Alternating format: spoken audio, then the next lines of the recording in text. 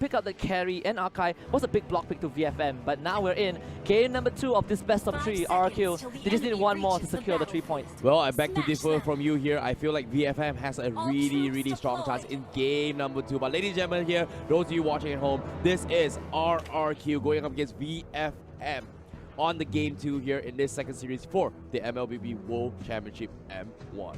Yeah, and I think if VFM can take this away, it's definitely going to be that big upset that a lot of teams might not have seen coming. People were looking at EVOS as EVOS to be the team that kind of take down RRQ, at least take one game out of them and draw bloods from the Kings. But if VFM do so, there's a big statement from possibly a team that no one paid too much attention to, at least in Group A. Oh, I like what RRQ is doing here. They're going for the triple wooden mask. They're going to leave the Padang all by himself up alone here to soak a little bit more XP and go for the pre-4 stages here, trying to get at that level 4 up as quickly as they can before they take the next team fight. They want to shut down this Esmeralda relatively quickly here, and that's exactly what RRQ is trying to do. Whereas VFM, they are going to be using their usual play styles here. Yeah, and I like the respect given from RRQ in comparison to the first series against EVOS SG, where they were like, hey, we're gonna walk right into you and take you on.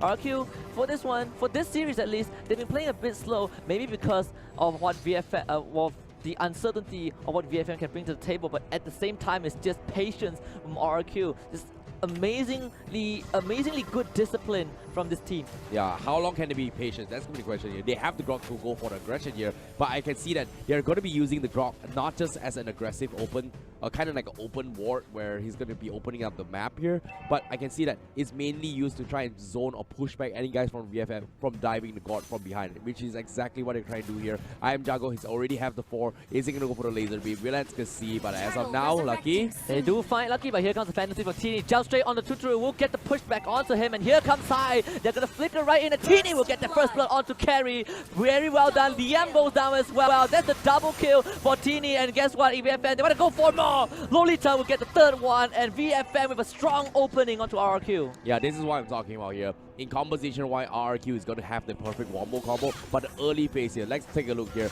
They don't exactly have much to work with here. They were kind of caught off guard here. They overextended coming from RRQ to go for the pick, and immediately gets punished from VFM. Look at those mobilities here. Look at IM Jago. He misses flicker a little bit here, but in terms of mobility, if VFM decides to punish him, they could have killed him if they wanted to. Yeah, and the worst part for RRQ in that particular fight was that I am Jago, he had the ultimate up, but he was not able to find a good timing to use it because it basically makes the God stand there, and VFM, all their members were piling onto RRQ, and this God was just not able to contribute to that fight. Oh yeah.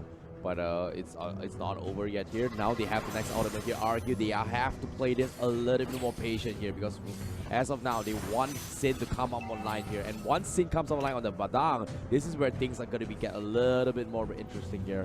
But as of now, VFM, they are not going to be putting up the pressure here. It seems to me, RRQ, they're fighting for opportunity. They might scout out Brawley. They do see Vin as well. T-Max will be defending that quadrant of the jungle, and what makes it worse for RRQ was that Tuturu was involved in that first fight and also died off. So now you kind of slow down the carry, which is perfect for VFM. Tuturu, you know, the gold crab here is going up for contestants here. You can see commitments coming from RRQ, but this commitment has a reason for them here. You can see RRQ, they want to stall the gold crab here so they can buy a little bit more time here for Sin to come over line, but slowly but surely, rotations are coming in. They might cut in here. Oh, nice wall there. He stole it away, and Liam kind of isolated the Hurricane Death, but again, here comes Teeny for killing spree, and Liam no longer for the wall. Harry will bring it out, and it's Hyde with that 5th kill for VFM, and RRQ collapse. Nice wall there, seemed like a good start, but RRQ got baited. Here comes the Aura, but Brawley, not enough damage. They need more on Sin. It's not over yet as well. RRQ, they will lose Tuturu down below, and VFM, they're back in the game. Yeah, VFM, you talk about how this team is the aggressive team. They are the aggressors. They like to take fights. Game 1, they took the fight, even though they're on the back foot. Guess what? Now they have the lead. They're going to keep doing this, and they're not going to stop. Yeah, just based on the draft. That's the power of the Kufra, right? Like you see, RRQ was a little bit afraid here. Most of the times, Kufra was just in your face. They're afraid of those Tyrants' rages, afraid of those Tyrants' revenge as well. And we have not seen a really big play coming from Kufra, from VFM. But RRQ, I'm pretty sure in their minds here, they're very worried about it. Yeah, and because of two botch fights, RRQ now, they are on salvage mode. They need to kind of fall back onto low economy mode just because Tuturu was not able to gain any benefits off of that. Two deaths for this carry.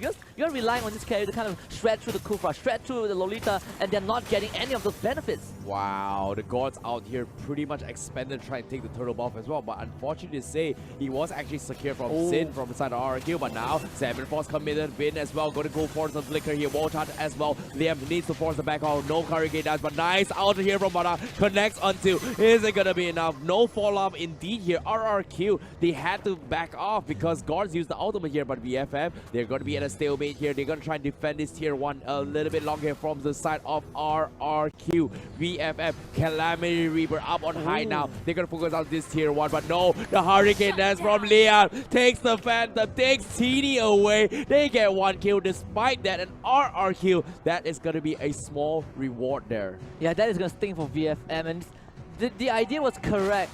TNE wanted to play the zoning game, but kind of ignore Liam, who was there, who was ready with the Hurricane Dance, just pushes him back to that inhibitor. No way for this Lemon to get out. Worst part was VFM didn't get the tier 1 tower, and now RQ able to get that small lead and on the hero with the highest bounty and a streak as well. Fantastic defense there coming from RRQ. Like, they took that situation really well.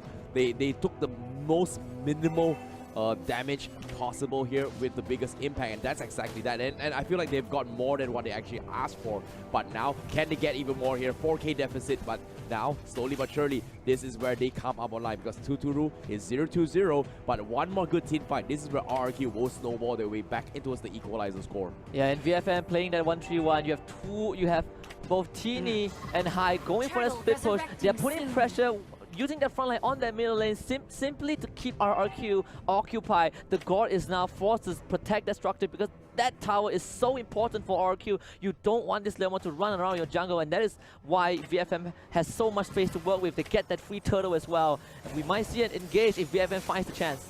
Yep, double main setup here from side VFM. They have the online timing right now, and they need to capitalize on this. And RRQ, surprisingly enough, they still pull the map into this middle tier 3. They don't exactly want to give away the map control away, and RRQ perfectly understands that they've bought enough time now. 7 minutes has passed. Will they be able to contest this buff here? They need this buff from RRQ. They want to stand a chance to come back here, and seems to me they will get it. Nice done there.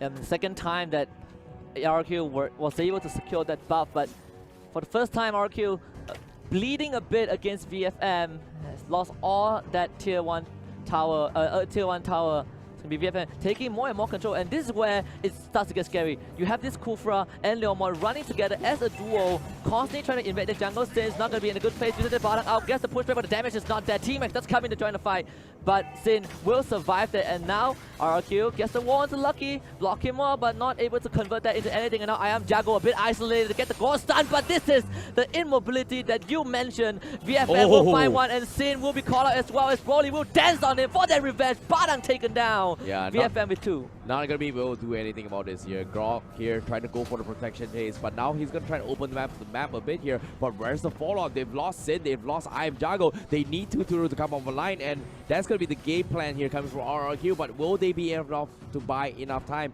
for the VFM? They're 8-1 score now. They've got 2 crucial kills. They're gonna buy a little bit more time here to start poking on here.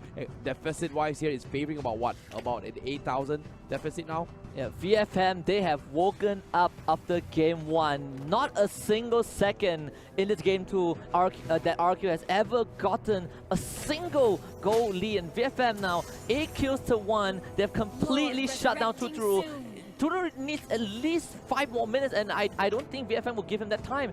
This is where the Lord will respawn, and VFM, they are ready to take on this fight if RRQ dares to step forward. Yeah, VFM right now, they're perfectly understanding that RRQ is, hey, this guard, let's just punish him. They don't exactly have anything to do much here. And see, look at this, Lucky, he's getting bursted out, but so what? It is a Kufra, he's super tanky. Martini popping the Phantom Seed here from the backlines, but they're going to try and dive on the I am Jago once again. Unfortunately, he doesn't catch it, but they're caught out in open. Are they going to go for the commitment here? But Liam going for the flicker as well. Hurricane does, getting forced out, doesn't connect, and here comes the Numinum Blast. Connects on Archive. A lot of spells being committed here, but VFM, they disengage. They're going to focus on the Lord. They know carry carries up on top. Tuturus are not there. VFM, they're gonna focus on the Lord here. Like RRQ, how are they gonna do this here? But Lord outspulls and they will get it. Here comes a big ultimate. Is it gonna be enough? Esmeralda will take him down, and VFM, they come up on top.